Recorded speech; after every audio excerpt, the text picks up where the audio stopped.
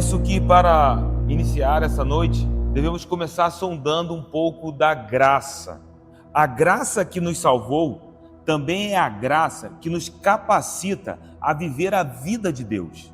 Eu quero que você entenda isso, porque por vezes quando falamos da graça, falamos a respeito dela como a graça que nos salva, o aspecto salvador, salvífico da graça.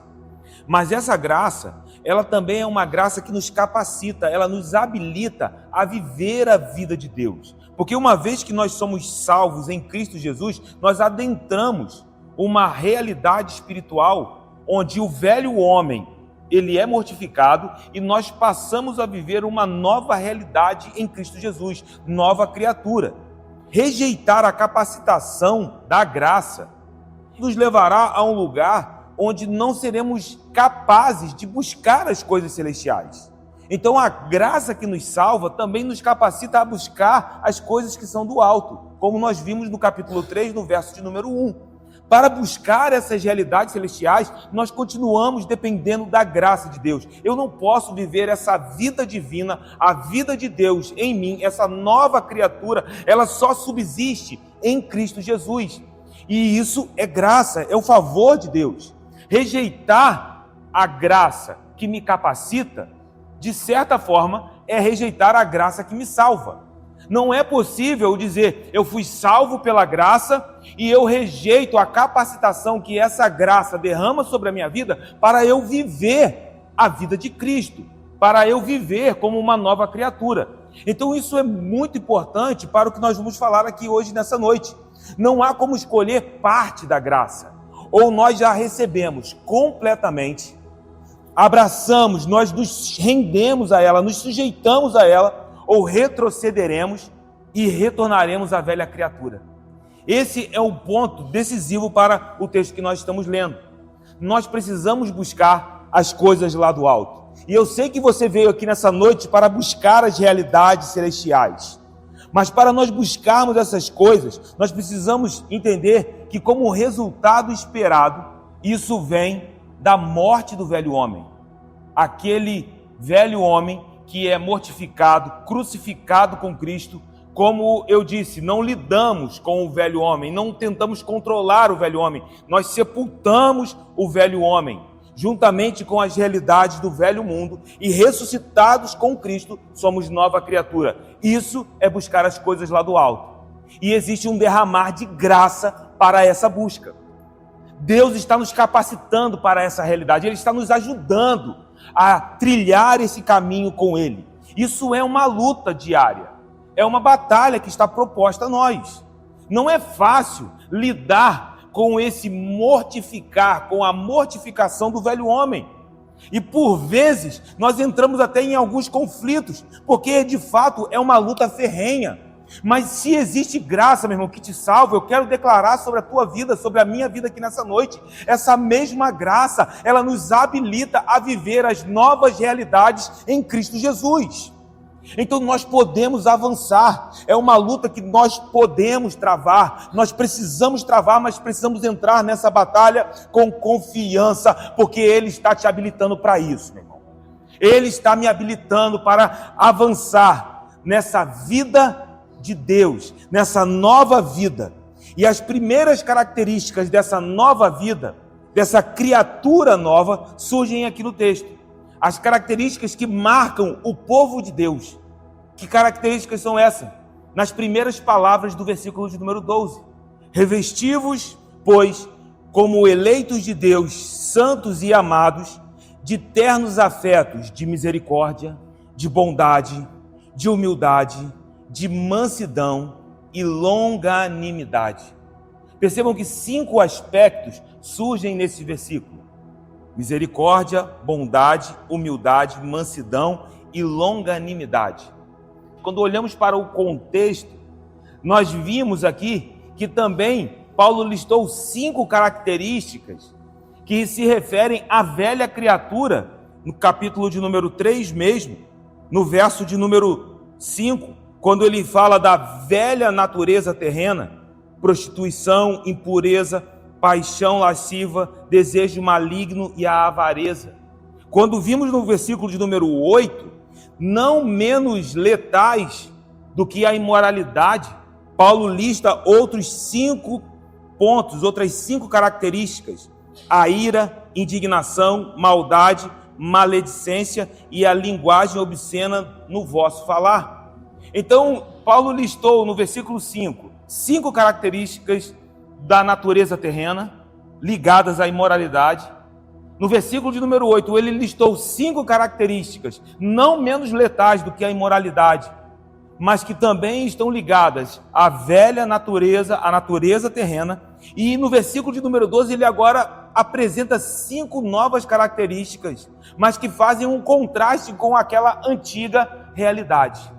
Agora ele nos mostra que essa realidade celestial nos levará a se revestidos como eleitos de Deus, amados e santos. Essas características fazem parte da jornada daqueles que foram eleitos, santificados e são amados por Deus. Essa marca é uma marca que é inerente ao povo de Deus. Não é uma realidade apenas presente no Novo Testamento, mas isso aponta para a promessa de Deus feita até mesmo a Israel. Quando você abre a sua Bíblia em Deuteronômio, capítulo de número 7, nos versículos de 6 a 8, note como as características que Paulo menciona sobre a igreja de Colossos são características inerentes à maneira como que Deus lidou com Israel no Antigo Testamento. No capítulo 7, versículo de número 6, diz assim: porque tu és povo santo ao Senhor, teu Deus.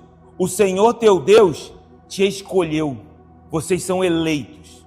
Vocês foram escolhidos para que lhe fosses o seu povo próprio de todos os povos que há sobre a terra. Não vos teve o Senhor afeição, nem vos escolheu porque fosseis mais numerosos do que qualquer povo, pois eres o menor de todos os povos, mas porque o Senhor vos amava, um povo amado. Então perceba como que Paulo está usando a mesma linguagem que foi usada para designar a eleição, a escolha do povo de Israel no Antigo Testamento, para se referir à igreja no Novo Testamento. O que isso significa? É que quando olhamos para a igreja, nós vemos a continuidade do verdadeiro Israel de Deus. O povo de Deus que foi escolhido no Antigo Testamento, embora ainda como uma sombra fosse apenas uma nação, isso estava apontando para um povo que seria trazido à existência através de Cristo Jesus. E que povo seria esse? Um povo escolhido. Vocês que estão aqui, nós que estamos aqui, meu irmão, Deus nos escolheu para estar aqui nessa noite. E uma vez que Ele nos escolheu, Ele realizou uma obra, e essa obra de justificação prossegue na santificação. Por isso eu posso olhar para vocês e reconhecer que nós somos santos em Cristo Jesus. Mas não somente isso, o amor do Pai está sendo derramado sobre você constantemente. Então, meu irmão, celebre a Deus porque você é amado por Ele. Nós somos amados pelo Criador dos céus e da terra. Nós somos amados pelo sustentador de todas as coisas.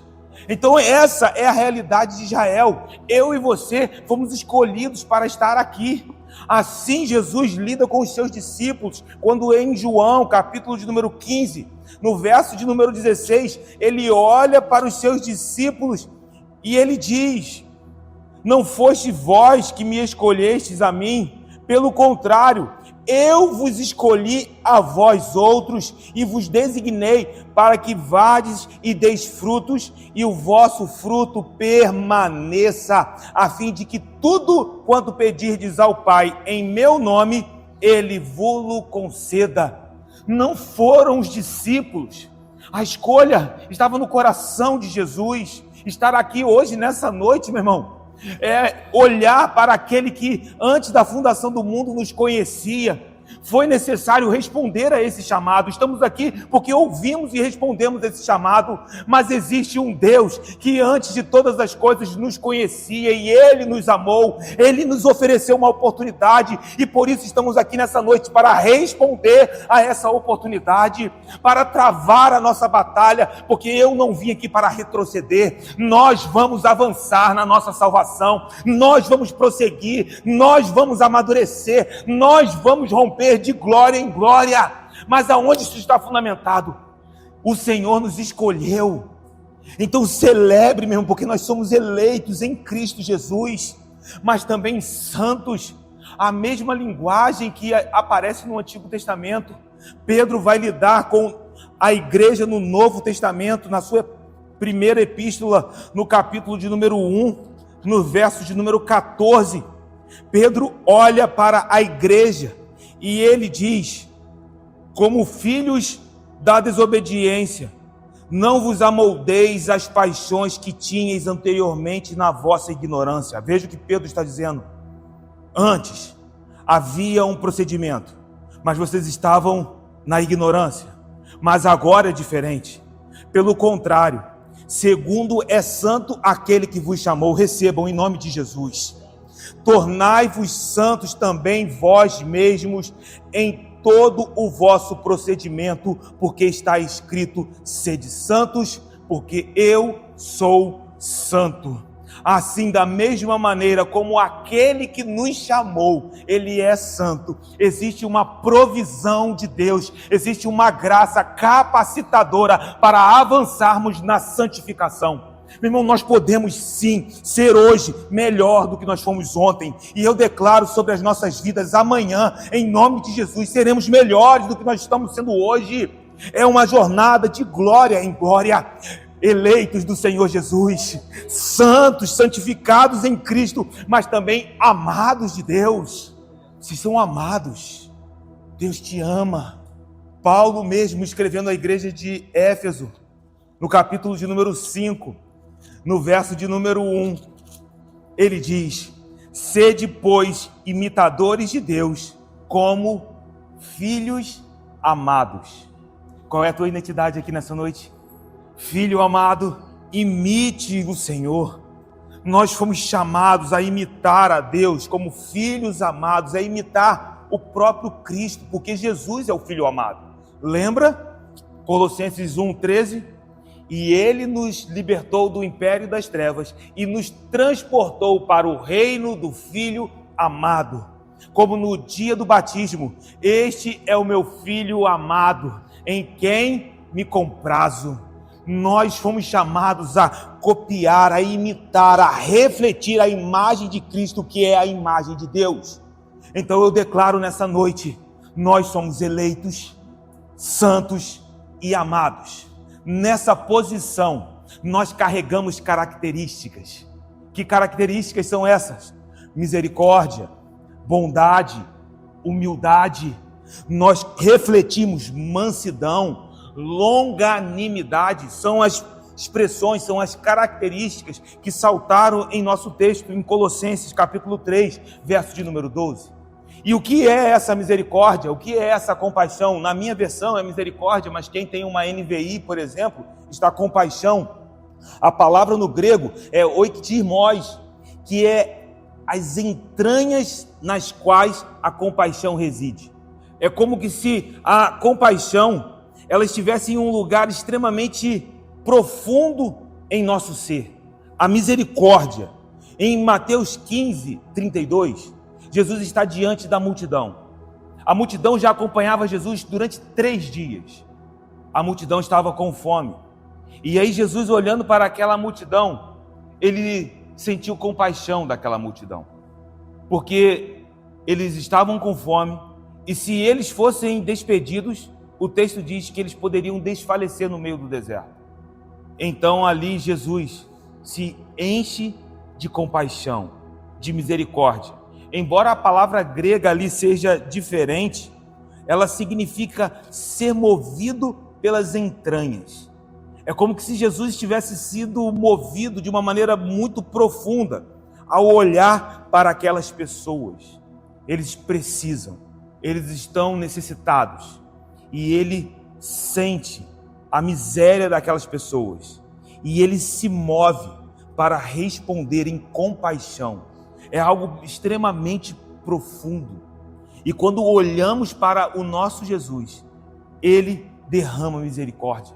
Quando olhamos para o nosso Deus, Paulo, em 2 Coríntios 1:3, ele rende graças ao nosso Deus, que é Pai de misericórdias. É essa misericórdia que é derramada sobre nós. Então, quando Paulo está falando aos Colossenses sobre misericórdia, sobre termos essa característica, ele não está falando de uma misericórdia humana.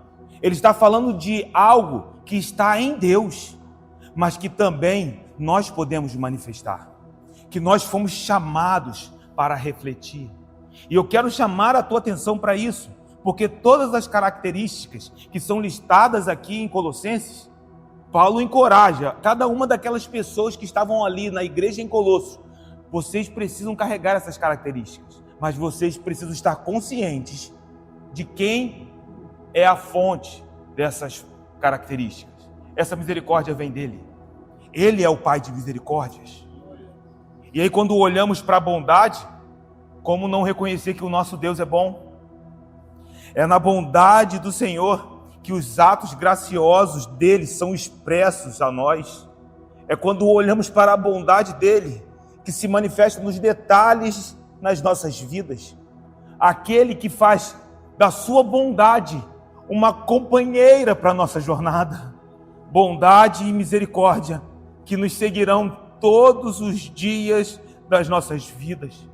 Como os salmistas foram inundados pela revelação dessa bondade e expressaram isso em cânticos, se rendendo, como no Salmo de número 31, no verso de número 19, o salmista transborda em adoração, dizendo: como é grande a tua bondade. Você pode dizer isso hoje para Deus? Você pode olhar agora para o alto e ser maravilhado por essa bondade? Ou será que as lutas do tempo presente estão inebriando a tua visão e estão tirando dos teus olhos a revelação da bondade de Deus? O salmista se rende dizendo: como é grande a tua bondade que reservaste aos que te temem, da qual usas perante os filhos dos homens para com os que em ti se refugiam. Aqueles que se escondem no Senhor são alcançados por essa grande bondade. É essa bondade que Paulo está falando. É essa bondade que Paulo comunicou às igrejas às quais ele escreveu. Por exemplo, em Efésios, abra tua Bíblia em Efésios, capítulo de número 2. Essa bondade está sobre a tua vida aqui, no verso de número 6. E juntamente com ele nos ressuscitou e nos fez assentar nos lugares celestiais em Cristo Jesus. Isso é a tua realidade, meu irmão. Ele já derramou isso sobre tua vida. Mas ele fez isso por quê? Para mostrar nos séculos vindouros a suprema riqueza da sua graça em bondade para conosco em Cristo Jesus.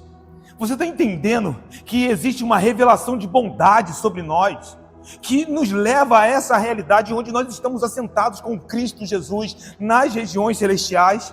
E isso tem impacto não apenas para semanas, meses ou anos, mas ele está dizendo, é para a era vindoura, para os séculos vindouros. Meu irmão, ele está dizendo que na eternidade, quando nós olharmos para essa obra completa, quando os anjos contemplarem essa obra completa, eles vão entender a riqueza dessa graça, mas também vão ver que bondade é essa que foi derramada sobre a vida deles. Meu irmão, bondade e misericórdia certamente nos seguirão todos os dias das nossas vidas.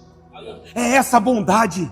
E aí Paulo está dizendo, olhe para o alto, olhe para a bondade de Deus. Essa também é a tua marca. Essa também é a tua característica. Misericórdia, compaixão, bondade, mas também humildade. Essa característica era vista no mundo antigo como um sinal de fraqueza. Era visto como algo negativo, porque apontava até para a covardia, no sentido servil, como que se você se escondesse. Contudo, quando você olha para a humildade de Cristo, ela reformula todo o conceito bíblico de humildade e nos leva a descobrir uma característica assombrosa de Jesus. Paulo, quando escreve aos Filipenses, no capítulo de número 2, a partir do verso de número 6, que é muito conhecido, ele diz: tende em vós o mesmo sentimento que houve em Cristo Jesus. Mas de que sentimento Paulo está falando? Para sabermos do que Paulo está falando, volta no versículo de número 3. Ele diz assim: nada façais por partidarismo ou vanglória, mas por humildade. Paulo está falando de humildade, considerando cada um os outros superiores a si mesmo. Veja a lição. Não tenha cada um em vista o que é propriamente seu, senão também cada qual o que é dos outros. Veja que Paulo está falando: não se considere superior aos outros, e nem se faça alguém que se move somente em vista do que é propriamente seu. Por quê? Tenha o mesmo sentimento que houve em Cristo. E que sentimento foi esse? Pois ele, subsistindo em forma de Deus, ele era Deus, mas ele não julgou como usurpação o ser igual a Deus. Antes, a si mesmo se esvaziou, assumindo a forma de servo, tornando-se em semelhança de homens e reconhecido em figura humana, a si mesmo se humilhou, tornando-se obediente até a morte e morte de cruz. A humildade de Cristo. E novamente, se você olha para Jesus e você vê misericórdia, Ele espera que essa misericórdia reflita na tua vida, que isso seja refletido através de você. Se você vê bondade em Deus, Ele espera que isso seja refletido em nós. Se você pode ver humildade em Cristo, tenha o mesmo sentimento de Cristo. Busque se parecer com Jesus. É isso que Paulo está escrevendo aos Colossenses. Essas características fazem parte daqueles que são nova criatura, porque Jesus é o primeiro de muitos. Ele é o primogênito de uma família. Mas não somente misericórdia, bondade ou humildade, mas também mansidão. E essa característica, esse atributo é um dos que cativam o meu coração. Porque, por vezes, pensamos que aquele que é manso, aquele que manifesta mansidão, transmite fraqueza. Só que é justamente o oposto. Mansidão não é a ausência de poder. Mansidão é o poder controlado em favor do próximo. É quando você tem poder, mas você usa o poder em favor do outro. E novamente, onde podemos ver a manifestação plena dessa característica, se não for olhar para Cristo Jesus, quando Ele mesmo, em suas palavras, em Mateus 11, versículo 28 e 29, vinde a mim todos os que estáis cansados e sobrecarregados, e eu vos aliviarei. Tomai sobre vós o meu jugo e aprendei de mim, porque sou manso e humilde de coração, e achareis descanso para a vossa alma. Ele é manso. Por quê? Porque o Todo-Poderoso foi pendurado no madeiro. Você pode entender isso? Aquele que é o doador de toda a vida, ele morreu.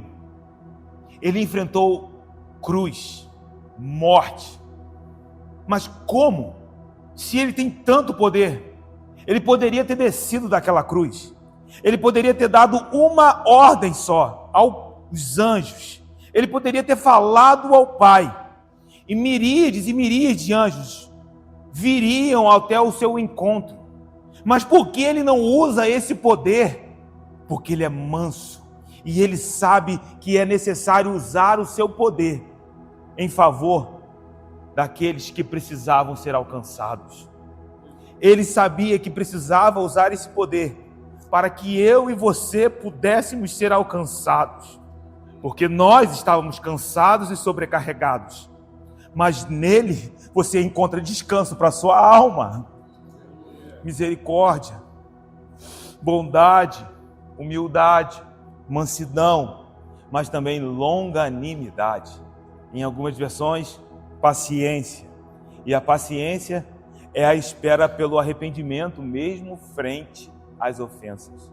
Quando você fala sobre a paciência de Deus, você fala de um Deus que está nos esperando, que mesmo em meio às nossas fraquezas, Ele está pacientemente realizando uma obra em nós.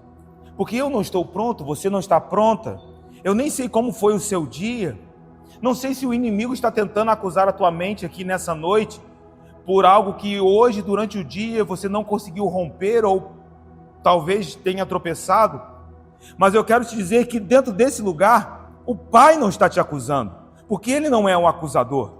Mas se você está em Cristo, Ele está pacientemente trabalhando sobre a tua vida. E aí você vai dizer assim, mas Zeca, eu pequei, e isso foi uma ofensa contra Ele.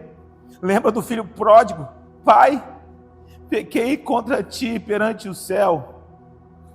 Eu não sou nem digno, eu não sou digno. Traz uma capa, tem anel, sandália, traz as vestes, mata um novilho cevado, porque tem festa hoje na minha casa. É um pai que espera pacientemente. Meu irmão, Ele vai completar essa boa obra em nós. Mas então o que eu preciso fazer? Se submeta a essa obra, se renda a essa obra, receba a graça para você dar mais um passo, entende? Porque a graça que te salva é a graça que te habilita para a jornada. Não tem ninguém, meu irmão, que está aqui hoje que não tenha sido trazido aqui pela graça. É Deus quem te trouxe aqui. É o Espírito Santo que está te sustentando, que está falando ao teu coração que existe algo do céu para você aqui nessa noite. E isso não vem, meu irmão, da sabedoria humana. Eu sei que Deus está comunicando realidades espirituais aqui nessa noite sobre a tua vida. Então Paulo, ao escrever aos Colossenses, ele está nos chamando a esse lugar onde nós olhamos para a paciência de Deus. Só que ele diz, isso também precisa refletir na tua vida. Isso também precisa refletir através de você. Isso também precisa ser manifesto na tua maneira de viver. Esse é o ponto, um ponto que até mesmo Tiago, no capítulo de número 5, reforça. Nós estudamos aqui a epístola de Tiago e vimos em Tiago 5, versículo de número 7, ele diz, sede, pois, irmãos, pacientes.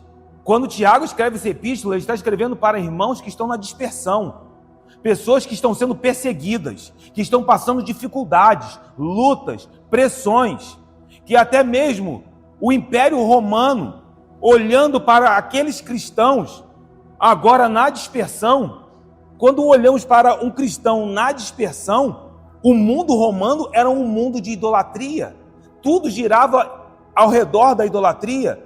Então, se você era um comerciante no século I, provavelmente você conheceria uma divindade do comércio. Só que quando essa pessoa se submetia a Cristo, que ela conhecia Jesus e se submetia ao senhorio de Jesus, ela rompia com essa idolatria. Isso é uma realidade espiritual, mas você pensa que isso não tem implicações no mundo natural, nos relacionamentos, quando então ele não mais estivesse num templo pagão para oferecer ofertas àquela divindade? Isso era como uma realidade de pressões que eles precisavam lidar. Tiago fala sobre irmãos que estavam sendo perseguidos, que estavam sendo pressionados, e ele fala que no meio do sofrimento precisamos ser pacientes. No meio das perseguições, sejam pacientes. No meio da luta, suportem pacientemente. E aí, Paulo, eles estão falando da mesma realidade. Uma vez que nós estamos em Cristo, a nossa vida precisa ser diferente. Então, Paulo fala de misericórdia, fala de bondade, de humildade, de mansidão, de paciência. Mas eu quero conectar isso a algo que Paulo escreve em Gálatas, no capítulo de número 5. Eu não vou ler, mas ali nós vemos o fruto do Espírito. E na lista das características ou das virtudes do fruto do Espírito, lá não está a humildade e a misericórdia, mas nós encontramos a bondade, nós encontramos a longanimidade, a paciência, nós encontramos a mansidão. Por quê?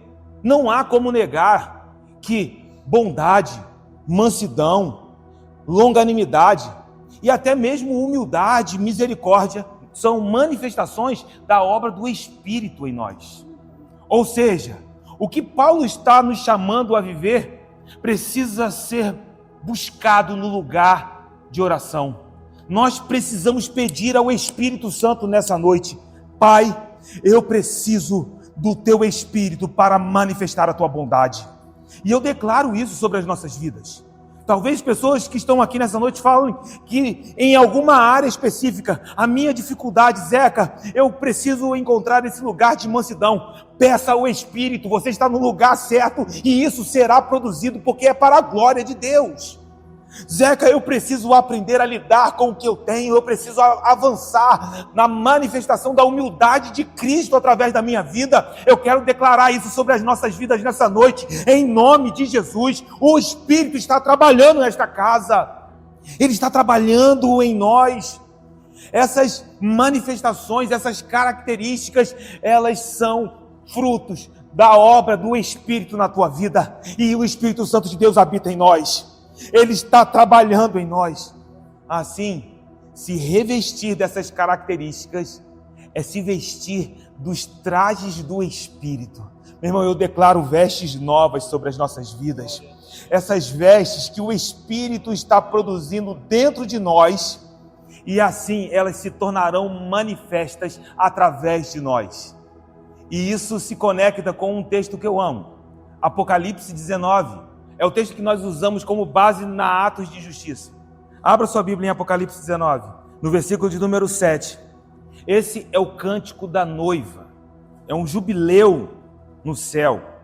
E a canção que é declarada na eternidade é: alegremo-nos e exultemos e demos-lhe a glória, porque são chegadas as bodas do Cordeiro, cuja esposa a si mesma já se ataviou. Note, a noiva, a esposa, já se ataviou. Mas por quê? Pois lhe foi dado vestir-se de linho finíssimo, resplandecente e puro, porque o linho finíssimo são os atos de justiça dos santos. Note que a esposa está vestida, ela já se ataviou, mas de algo que lhe foi dado. Como isso se conecta ao que nós estamos falando em Paulo? O fruto do Espírito está sendo produzido e sendo dado a nós aqui nessa noite graciosamente. O que você vai fazer quando sair daqui? Eu vou me vestir. Eu vou manifestar. No seu lugar de trabalho haverá a manifestação do fruto do Espírito. No meio da sua família haverá a manifestação do fruto do Espírito. Porque a noiva está se vestindo. E eu quero te dizer, meu irmão, nós ainda não estamos prontos. Mas João viu a noiva pronta. Ah, meu irmão, eu creio que ele completará essa boa obra em nós. Esse é o ponto de Paulo. Isso é algo que está sendo dado a nós graciosamente pelo Espírito. Mas se você recebe nessa noite, agora há uma responsabilidade nas tuas mãos. Sabe, e antes de seguirmos, acho que há outro paralelo muito importante, porque nós estamos falando de indumentária, nós estamos falando de um look espiritual. E quando Paulo escreve aos Efésios, no capítulo de número 6, ele fala que também devemos nos revestir de toda a armadura de Deus. E aqui ele também está nos encorajando. Nós devemos nos vestir dos aspectos espirituais que nos identificam com Cristo Jesus. Se você deseja se parecer com Jesus, meu irmão, aqui está o caminho. Peça a Deus: Senhor, produza em mim a revelação dessa misericórdia para que eu possa manifestar. Porque à medida que você entende que misericórdia te alcançou, você está sendo habilitado para derramar essa misericórdia. Quando você entende a generosidade que te alcançou, a bondade que te alcançou, meu irmão, você está sendo habilitado a manifestar essa bondade sobre as pessoas que estão ao seu redor. Esses aspectos, eles foram observados em Deus, em Cristo Jesus. Mas uma vez que nós estamos ligados nele, o que está sobre a cabeça vai descer para o corpo. Em nome de Jesus, nós manifestaremos. Paulo está dizendo: reflitam a imagem de Cristo, se vestindo do que está nele, meu irmão, em nome de Jesus. Nós vamos refletir isso, porque está sendo derramado sobre nós nessa noite novas porções da revelação da obra de Cristo Jesus na cruz do Calvário, nós damos o que recebemos. Nós estamos avançando. E esse se vestir é manifesto de modo prático aqui, porque esse é o ponto. Nós estamos dando aquilo que recebemos. Não vem de nós. Ele é a fonte. E creia, meu irmão, que nós vamos continuar transbordando dessa realidade. Eu declaro isso sobre as nossas famílias aqui nessa noite. Em nome de Jesus. Paulo entendia isso de maneira muito prática. A epístola de Colossenses começou realmente altamente teológica, mas à medida que o texto corre, Paulo mostra que essa teologia se manifesta de maneira prática. Versículo de número 13 diz: suportai-vos uns aos outros, perdoai-vos mutuamente, caso alguém tenha motivo de queixa contra outrem. Assim como o Senhor vos perdoou, assim também perdoai vós. Agora, esse vestir-se é ainda mais prático. Como? Perdoando uns aos outros. Essa noite é uma noite de perdão. Mas por que eu libero perdão? Não é baseado em mim mesmo. Paulo deixa de maneira muito clara. É baseado no que vocês receberam do Senhor. Vocês foram perdoados. Meu irmão, se isso é uma realidade espiritual, se alegre. Porque tem gente que às vezes está dentro da igreja e não se sente perdoado. Parece que ainda lida com acusações e o perdão que foi liberado sobre a tua vida não foi revelado. Porque suficiente é.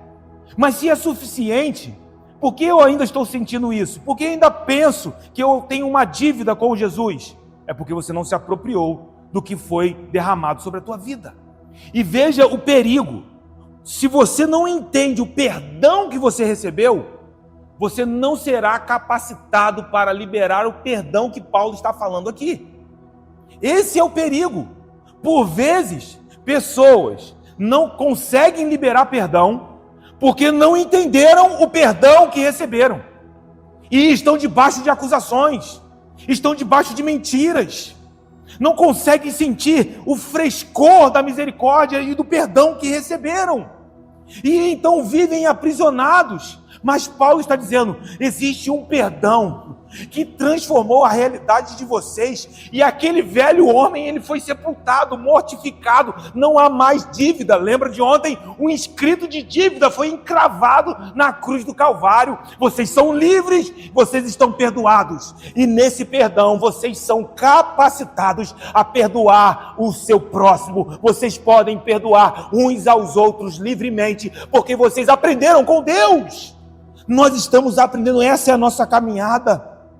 Sabe, e note que Paulo reconhece que ainda existem até motivos justos, motivos de queixas que são justificáveis. Contudo, Paulo deixa de maneira muito clara: não estou dizendo que você está errado não, meu irmão. Não estou dizendo que você não tem razão, mas suporte e perdoe. Não é sobre justiça própria, porque esse foi o perdão que recebemos de Jesus. É interessante que a palavra grega aqui de perdão é charizomai, que vai ter a raiz charis, que é graça. Veja de onde vem a palavra grega que é traduzida para nós como perdão: graça. E por que isso é importante? Quando você tiver motivo, quando alguém fizer algo contra você e de fato você for injustiçado, uma ofensa sofrida, qual é a instrução? Imitem o Senhor. Aquele que graciosamente te perdoou, faça como ele fez. A misericórdia que você recebeu é a misericórdia que você libera. É a fonte da misericórdia que você vai liberar. Então você precisa se sentir completamente pleno, livre. Você precisa se sentir no lugar do frescor da misericórdia para sentir alegria, para liberar essa misericórdia. Faz sentido para você? Porque quando nós somos ofendidos, nós nos fechamos. E aí a gente tem dificuldade de liberar o perdão. Paulo está nos dando o caminho. Eu sei que é difícil lidar com isso, mas só tem uma maneira de vocês conseguirem liberar esse perdão. Como? Se vocês sentirem o frescor do perdão que vocês receberam. Esse frescor vai inundar vocês, vai transbordar vocês. E então vocês serão capazes de liberar livremente, como o Senhor fez sobre a vida de vocês. Vocês também liberarão misericórdia. Meu irmão, Deus está nos capacitando aqui nessa noite. Ele está nos vestindo. E sabe o que é interessante? Lembra do paralelo com a armadura de Deus? Aqui há uma vestimenta que te identifica com Cristo Jesus. Eu libero essa palavra sobre as nossas vidas, em nome de Jesus. Esse ponto é um ponto que estava enraizado no próprio ensinamento de Jesus, onde que Paulo fundamenta o que ele está escrevendo. Paulo está olhando para os ensinamentos de Cristo, quando ele nos conta, por exemplo, Jesus ensinando a parábola do credor incompassivo. Nós conhecemos essa parábola, quando o credor incompassivo cobra de alguém que lhe devia uma pequena quantia, quando ele tinha sido perdoado de uma grande dívida. E a palavra que Jesus diz é: como que você não foi capaz de liberar a mesma misericórdia, o mesmo perdão que você recebeu? E Jesus coloca isso em um lugar onde nós nos tornamos réu de juízo. Se você abrir a tua Bíblia em Mateus, no capítulo de número 18, no verso de número 35, após esse confronto com o credor incompassivo, Jesus faz um fechamento da parábola dizendo: assim também meu Pai Celeste vos fará, se do íntimo não perdoardes cada um a seu irmão. Meu Deus, quantas vezes negligenciamos uma palavra tão séria como essa? Quantas vezes? Porque eu sei, meu irmão, que a dor é real. Quando nós somos ofendidos, nós entendemos que isso fere a alma. Só que eu estou te dizendo que nessa noite existe uma capacitação de Deus que está sobre a tua vida para você liberar esse perdão livremente. Existe, meu irmão, e eu sei que isso pode nos levar além.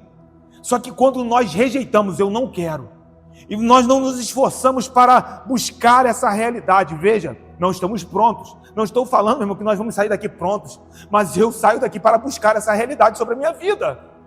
Mas se nós não nos esforçarmos, Jesus está dizendo de maneira muito clara: se não perdoarem no íntimo, se isso não for real dentro do teu coração, da mesma maneira que o credor incompassivo foi cobrado, nós seremos cobrados pelo nosso Pai Celestial. Isso é uma palavra que nos chama a atenção e nos mostra que existe uma grande responsabilidade. Receber a graça de Deus é estar no lugar onde nós devemos continuar rogando a graça para viver essa vida. Senão, corremos o risco de retroceder a velha criatura. Porque a velha criatura não conhece o verdadeiro perdão, mas nós recebemos em Cristo essa realidade. E Paulo está dizendo isso. Nós devemos a mesma misericórdia, nós devemos liberar o mesmo perdão que recebemos de Cristo Jesus. E como fazemos isso? Deixando inundar a beleza do perdão de Cristo. O Espírito está falando aqui comigo nessa noite, porque quando você tem dificuldade para perdoar, você está tentando encontrar a força do perdão nas suas próprias emoções, na sua própria lógica, nos seus próprios recursos. E por isso, algumas coisas ainda estão travadas, meu Deus. Ainda, não romperam, como que se você estivesse olhando para aquilo e perguntando: Senhor, como eu consigo me libertar disso? Eu quero te dizer, olhe para o perdão que de fato está sobre a tua vida. Você é perdoado por Jesus. Deixa isso, meu irmão, refrescar a tua alma, e então você vai encontrar forças para avançar aqui. Você sai daqui para viver de maneira diferente, em nome de Jesus.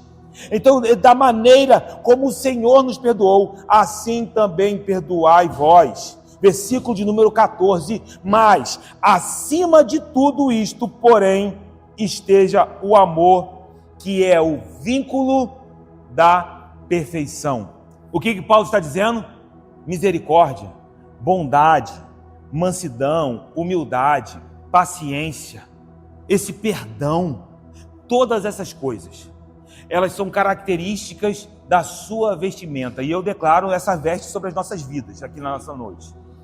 Mas acima desse look, Paulo diz, tem uma capa. Tem algo que está acima de tudo isto, que está sobre todas estas coisas, sobre todas essas virtudes, que é o amor, que é o vínculo da perfeição. Pare para pensar um pouco. Talvez se eu ou você fosse a uma cidade ou a um vilarejo, a algum bairro, se você fosse a um lixão e lá encontrasse, sabe, pessoas em extrema miséria, em condições muito difíceis, e ali naquele lugar você se enchesse de compaixão por aquelas pessoas e dissesse, cara, elas não podem continuar assim, e você saísse dali decidido, vou vender tudo que eu tenho, cara, e vou repartir com aquelas pessoas, eu vou ajudar aquelas pessoas, para aquelas pessoas mudarem de vida. Isso é um belo gesto de compaixão. Concordam comigo? Amém? Mas compare isso quando Paulo escreve 1 Coríntios 13:3. E ainda que eu distribua todos os meus bens entre os pobres, e ainda que eu entregue o meu próprio corpo para ser queimado, se não tiver amor, nada disso me aproveitará. Pode captar o que Paulo está dizendo aqui? Meu irmão, eu preciso aprender essa lição. Eu quero que esse amor, que é o vínculo da perfeição, esteja sobre a minha vida. Sabe, o que fará com que essas virtudes listadas, que nós falamos aqui nessa noite, elas funcionem corretamente, que elas funcionem conectadas, que elas funcionem de maneira ajustada, será o amor. Ele é o vínculo da perfeição. Esse amor, Paulo viu na igreja de Colossos. Paulo reconheceu esse amor na igreja de Colossos. Nós vimos no capítulo 1, no verso de número 4, quando ele diz, desde que ouvimos da vossa fé em Cristo Jesus e do amor que tendes para com todos os santos. Ou seja, a igreja de Colossos era uma igreja cujo amor para o próximo era reconhecível. Eles podiam ver isso, podiam testemunhar isso a respeito da igreja de Colossos. Só que Paulo está dizendo, vocês manifestam isso, as pessoas podem ver, mas eu quero que vocês avancem agora. Quantos querem avançar aqui nessa noite? Então permitam que esse amor continue vinculando todas as virtudes que estão dentro do seu coração. Tudo aquilo que nós estamos manifestando de Cristo, bondade, misericórdia, mansidão, humildade, todas essas virtudes, o fruto do Espírito, paz, longanimidade, tudo isso precisa ser regido pelo amor. Por quê? Porque o objetivo do amor é a unidade. Se você olhar e fizer ali uma exegese rápida do contexto de 1 Coríntios 13, você vai perceber que 1 Coríntios 12 e capítulo 14, Paulo está falando dos dons espirituais. E no centro dessa discussão está o amor. Quando olhamos para os dons que são derramados sobre a igreja, nós ouvimos aqui no seminário para obreiros, os dons, eles têm uma função para a edificação do corpo. Então o objetivo do amor é a unidade. O objetivo do amor é o corpo. O objetivo do amor é a santificação. É quando nós avançamos. Esse é o objetivo de estarmos aqui hoje, para sondarmos o amor de Deus que foi derramado sobre as nossas vidas. Porque você só ama a Deus porque Ele te amou primeiro. E eu avanço, você só aprenderá a amar corretamente o seu próximo, meu irmão, olhando para aquele que te amou primeiro. Então esse é o objetivo do amor. É quando nós entendemos o que Paulo está dizendo sobre o vínculo da perfeição.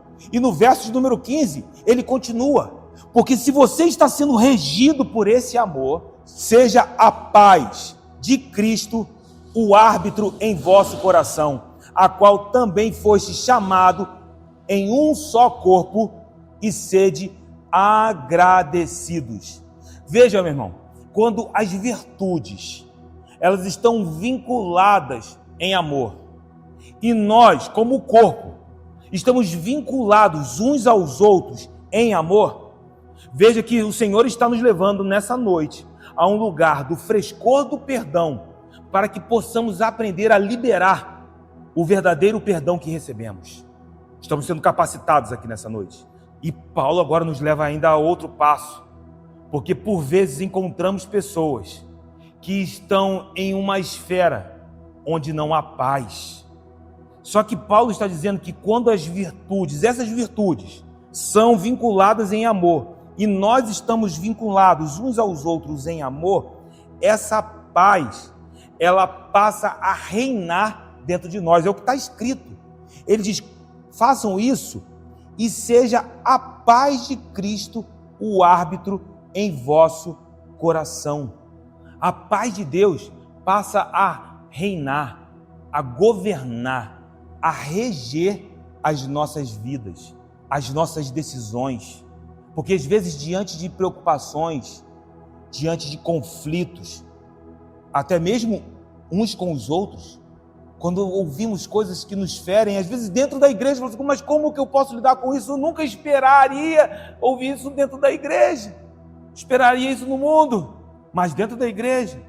E aí nós percebemos que dentro da igreja nós temos o recurso sobrenatural para sobrepujar, subjugar essas coisas. Porque agora a paz de Cristo, mesmo diante de conflitos, ela começa a governar as nossas decisões, as nossas mentes, as nossas falas. É esse relacionamento que o Senhor está nos chamando a viver com Ele e uns com os outros. Esse é o papel que a paz de Cristo desempenha em nós. É sobre os dias difíceis, quando nós estamos, em momentos que são momentos tensos, de pressão. Ele não está falando aqui só de paz interior, não. Meu irmão, ele está falando de algo que muito maior. Ele está falando da paz que rege o seu coração. E a boca fala o que o coração está cheio. Eu declaro sobre as nossas vidas que as nossas falas serão regidas pela paz de Cristo. Aquilo que os nossos lábios irão declarar em nome de Jesus serão regidos pela paz de Cristo. Por vezes, temores, dúvidas, essas coisas vêm para reger as nossas palavras, reger as nossas ações, mas existe uma paz dentro de nós, e que se nós permitirmos que ela nos dirija, nós poderemos subjugar as tempestades. Essa paz, ela é produzida em nós, mas veja como que todas as virtudes precisam estar ligadas, elas precisam ser conectadas pelo amor, e uma vez que esse amor também nos leva a nos ligar uns aos outros, nós vamos ter paz com os irmãos. Sabe, às vezes a gente tem diferenças, às vezes você ouve uma coisa que aquilo te fere, e aí o Espírito começou a me rasgar hoje de tarde.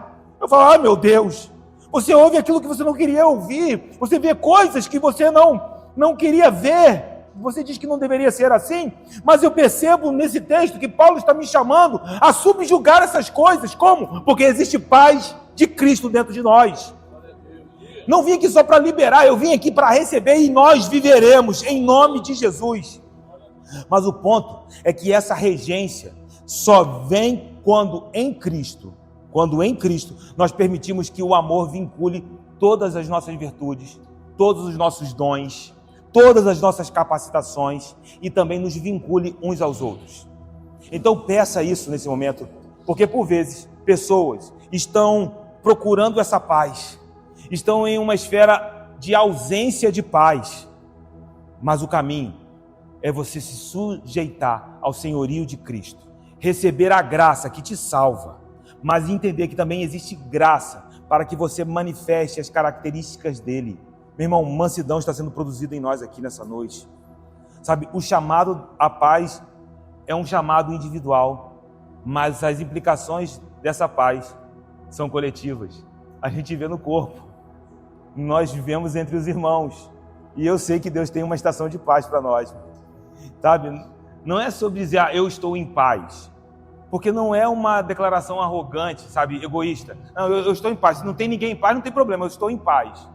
É um corpo, e se um membro do corpo não encontrou essa paz, isso me afeta. as implicações são coletivas.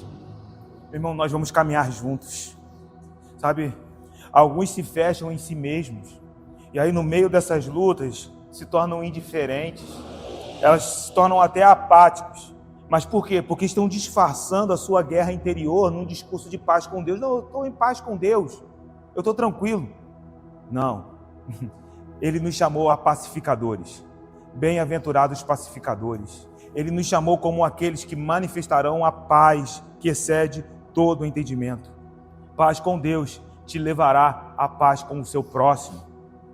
Porque é isso, é o amor que nós amamos, que nos leva a amar ao próximo.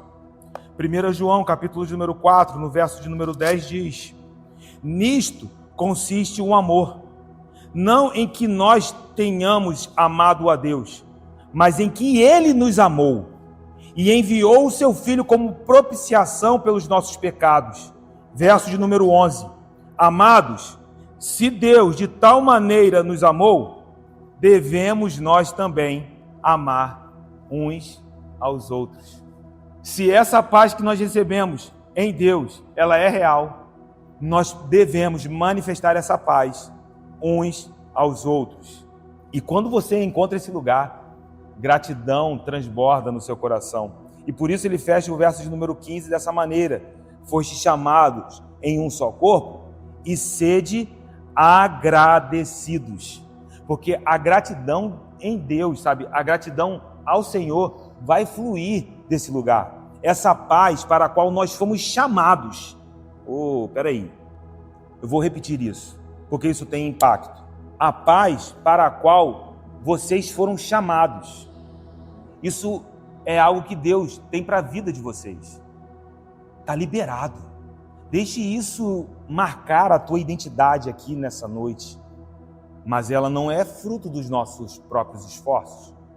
É graça de Deus que te salvou, mas também é a graça que te habilita a viver essa realidade.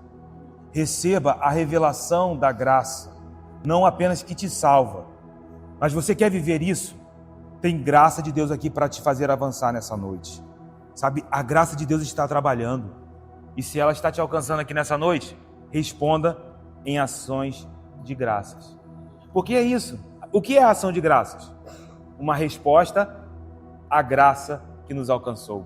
Então eu louvo a Jesus, meu irmão, porque eu sei que Ele está gerando paz no meu coração. Eu também tenho as minhas crises, eu também tenho os meus conflitos. Mas que bom que Deus, Ele sempre está cuidando dos detalhes das nossas vidas, meu irmão. Aí o verso de número 16, ele diz: agora que você entende essa paz e o seu coração está transbordando de gratidão, habite ricamente em vós a palavra de Cristo. Instruí-vos e aconselhai-vos mutuamente em toda a sabedoria, louvando a Deus com salmos e hinos e cânticos espirituais com gratidão em vosso coração. O amor que vincula todas as virtudes, que nos conduz à paz, que nos conduz à unidade, à gratidão. Esse amor também faz com que a palavra habite em nós. Deixa eu te fazer uma pergunta. Quantas vezes nós não pedimos a Deus: Senhor, faça a tua palavra habitar em mim? Quantas vezes você não pediu para que a palavra penetrasse no teu coração de maneira que pudesse te transformar? Mas precisamos entender o poder dessa palavra. Para aqueles que estão em Cristo, nova criatura, amém? Nova criatura, nova criação. E essa nova criação tem um rei. Por isso Paulo, ele escreve de maneira inspirada pelo Espírito, porque é a palavra de Cristo. O título aqui é o ungido, é o Messias, é o rei ungido, é aquele que tem decretos sobrenaturais sobre a nossa vida.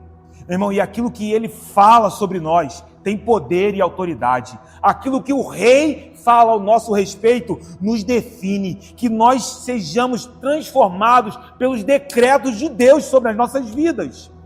Porque o mundo diz que você não vai alcançar essa paz. As pressões vão tentar afetar as suas emoções, a tua mente, e você será acusado dentro da tua mente. Eu não vou conseguir liberar esse perdão. Eu vou viver aprisionado. Mas existe um decreto de Deus ao teu respeito nessa noite. E é isso que te define. Deus tem a última palavra sobre nós. As implicações de olhar para a palavra de Cristo são implicações escatológicas. Em que sentido? O reino que vem já chegou, já foi inaugurado. Jesus disse: o reino de Deus está em vós. Meu irmão, deixe que isso te defina. Eu sei que nós estamos entre céus e terra, e a Epístola de Colossenses está falando muito sobre isso. É um lugar de tensão, é um lugar de atrito, é um lugar onde por vezes nós somos atacados. Mas qual é a tua identidade nessa noite? Nova criatura nós somos em Cristo. As velhas coisas já se passaram e tudo se fez novo. Nessa realidade, o reino que já chegou, essa palavra, ela habitará em nós, porque nós somos as primícias dessa criação. A palavra de Cristo deve habitar em nós. E estar em Cristo, estar nesse lugar, é estar no centro das atividades de Deus. O que o Deus está fazendo sobre a face da terra inclui a tua vida. Sabe, por vezes quando ouço os relatos missionários e sei que existem lugares que ainda não foram alcançados, parece que nos esquecemos de que aquela obra está avançando, mas aqui também é um só reino, um só povo, um só corpo, e Jesus está realizando uma obra no meio desse povo, meu irmão. Ele está realizando uma obra no meio dessa comunidade cristã, no meio da igreja, e Paulo reconhece isso. Essa palavra vai habitar em vocês, e ela vai se manifestar tanto na instrução quanto na adoração. É o que o versículo está dizendo. Quando ele diz instruí-vos, é no sentido de ensinar, é falar a palavra da verdade. E eu louvo a Deus por você estar aqui nessa noite, meu irmão, porque a palavra da verdade está sendo liberada sobre nossas vidas. Mas também aconselhai-vos, quando alguém se afastar, é essa mesma palavra, a palavra de Cristo, que precisa ser aplicada para que esse irmão seja admoestado e então ele possa despertar, ele possa se acertar, ele possa encontrar o caminho de volta. Mas sabe o que nos chama a atenção aqui? É que Paulo está sendo altamente corporativo, porque ele diz: quando a palavra de Cristo habitar em vocês, vocês vão instruir e aconselhar uns aos outros, mutuamente. Mas espera aí, eu vou ensinar o próximo, é o que Paulo está dizendo.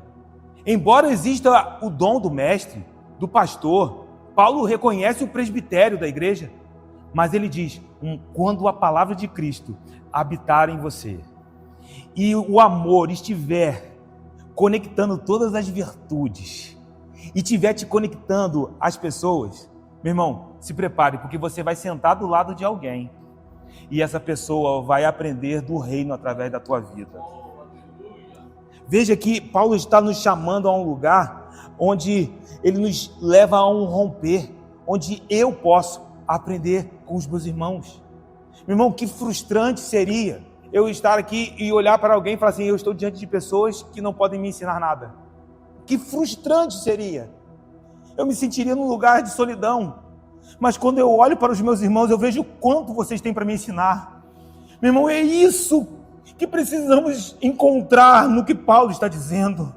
Precisamos permitir que essa seja a realidade espiritual que governe a nossa mente, a nossa vida, a nossa jornada.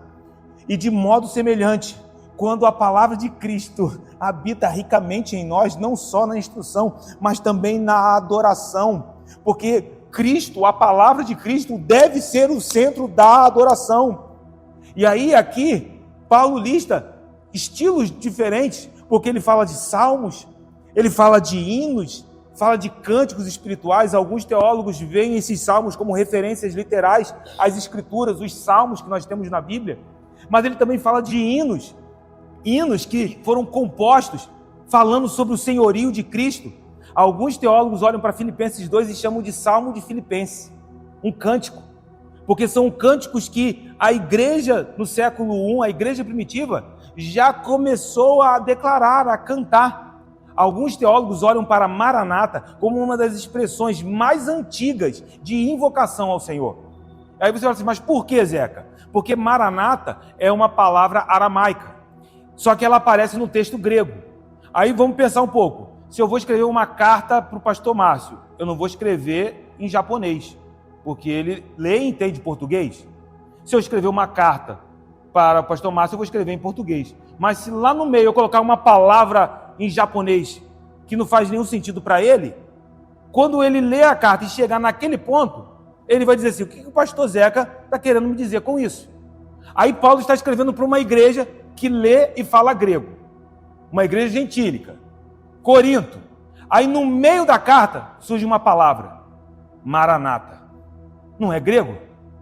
É aramaico. Então por que Paulo usa essa palavra?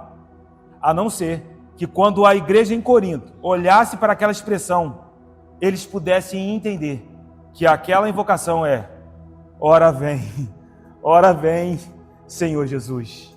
Então existem estilos diferentes. No Novo Testamento existem pistas que nos mostram como a adoração acontecia na igreja primitiva. E esse texto já nos dá uma direção, porque Paulo reconhece que existiam salmos, hinos e até mesmo cânticos espirituais, talvez cânticos espontâneos inspirados pelo Espírito. Haviam cânticos proféticos. E aí essas diferentes formas musicais, estilos completamente diferentes, nos mostram que a igreja primitiva já tinha diversidade, já tinha diferenças. Então, você já ia encontrar, vamos aplicar para os dias de hoje, aquele que gosta do corinho de fogo e aquele que gosta do worship, aquele que gosta do hino de adoração e aquele que gosta do forró, do repré-pré. Você está entendendo? Já existia essas diferenças, já existia essa diversidade. Mas então o que é a âncora da unidade? A palavra de Cristo. Meu irmão, pode ser o replé, pode ser o worship. Meu irmão, se Cristo está no centro, se Ele está sendo glorificado, a Ele a honra, a Ele a glória, porque assim será de eternidade em eternidade. É isso que Paulo está dizendo. A epístola de Colossenses, ela é dirigida a uma igreja. E quando você entende isso, você entende as diferenças. Olha para a pessoa que está do seu lado, meu irmão. Não tem pessoas que são diferentes aqui. Deus está nos conectando em um só corpo, onde cada uma dessas partes são fundamentais para a glória dele. E aí isso faz com que gere gratidão, meu irmão. Com gratidão em vosso coração. A gratidão continua sendo uma expressão de louvor, porque lá no Antigo Testamento, a primeira expressão de louvor que aparece na Bíblia, em Gênesis 29:35, é quando Lia dá a luz a Judá, e ela diz, te louvarei. A palavra hebraica ali é yadá, que significa ação de graças, gratidão. Por quê, meu irmão? Porque eu não consigo imaginar um momento em que dizemos, vamos adorar a Deus, mas eu não sou grato a Ele. Então, se existem salmos, é porque existe gratidão. Se existem hinos, é porque existe gratidão. Se existem cânticos espirituais, é porque nós fomos alcançados pela graça. E aí no versículo de número 17, Paulo fecha, ele conclui o seu pensamento e diz, e tudo o que fizerdes, seja em palavra, seja em ação, fazei-o em nome do Senhor Jesus, dando por ele graças a Deus Pai. Cristo e gratidão. E ação de graças. Tudo que nós fizermos deve ser em nome de Cristo e com gratidão. Considere essa conclusão de Paulo. No Antigo Testamento, o nome de Deus é lidado com um grande temor. Alguns estudiosos da língua hebraica até afirmam que eles não pronunciavam o nome de Deus. Um cuidado, não que o nome não fosse de fato pronunciado, mas ele era lidado de maneira muito específica, muito cuidadosa. Por quê? Porque nome aponta para a identidade, aponta para caráter, aponta para a natureza. Agora pense na natureza de Deus. Pense no caráter de Deus. O nome aponta para esse caráter. Agora, no Novo Testamento, Paulo usa a mesma construção para dizer que no Antigo Testamento era feito em nome de Deus, agora é feito em nome de Jesus. O que isso significa para você? A grandeza desse nome, o poder que há no nome de Jesus. Meu, nós precisamos aprender a lidar de maneira santa com essa verdade. E às vezes a gente coloca isso num uso comum, cotidiano, sem temor. Fazer as coisas em nome de Jesus não se resume em dizer o nome dele quando você está fazendo algo. Fazer algo em nome de Jesus é agir de acordo com a natureza dele. Fazer algo em nome de Jesus é fazer de acordo com o caráter dele. Meu irmão, eu declaro o caráter de Cristo sobre as nossas vidas, porque quando você chegar em casa, talvez você vai dizer assim: olha, eu não estou declarando o nome de Jesus, mas eu estou agindo segundo o caráter dele. E quando você faz isso, fundamentado no caráter de Cristo, meu Deus, você começa a encontrar o estilo de vida da nova criatura. Meu irmão, eu declaro em nome de Jesus, nós vamos sair daqui para agir de acordo com o caráter de Cristo, porque nós vamos sair daqui para fazer tudo em nome do Senhor.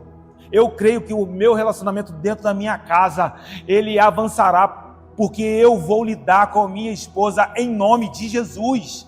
O que isso significa? Que o caráter de Jesus vai ser o regente da minha vida. E aí eu faço uma última conexão, porque do mesmo modo como a adoração, no versículo de número 16, está fundamentada na palavra de Cristo, e assim deve ser, porque nós estamos aqui nessa noite e nós estamos em nome de Cristo. Nós nos reunimos aqui para falar da palavra, mas essa noite é uma noite de adoração expositiva, é sobre Ele. Só que agora Paulo expande, ele diz: esse ambiente não se resume ao culto. Você vai sair daqui e toda a sua vida será vista como uma expressão de adoração a Ele. Ou seja, a palavra de Cristo que rege o culto é a palavra de Cristo que rege a sua vida. Um evangelho prático, um evangelho em que nós manifestamos e produzimos como águas, fontes a jorrar. A água que Ele nos deu, nós jorraremos para a glória dEle, em nome do Senhor. Viver a vida de Cristo é um privilégio para todos que encontram a ressurreição, mas entendem que ela só é encontrada depois da cruz. Mas é um privilégio para aqueles que vão até a cruz. É um privilégio, porque entendemos que a restauração está logo depois das cinzas, que a cura está logo depois da ferida. A cruz é o ponto decisivo, é viver cada momento nele, para a glória dele, em nome de Jesus, em ações e em palavras. Peça isso agora ao Espírito, em ações e em palavras. Ao avançar nessa obra, é uma obra do Espírito, nós confessaremos, só a graça poderia fazer algo assim. Meu irmão, eu declaro que essa semana ainda haverá romper na tua vida. Em nome de Jesus, nós podemos viver na certeza dessa obra, em nome de Jesus, uma obra que será completa. Então você pode tomar posse disso nessa noite, você já pode dar graças a Deus nessa noite, porque isso já é uma realidade, e agradeça, porque já começou aqui, meu irmão.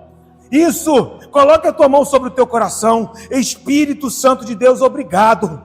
Obrigado, porque o Senhor começou uma boa obra dentro das nossas vidas, e nós cremos, ó Deus, que estamos avançando em direção à consumação dessa obra.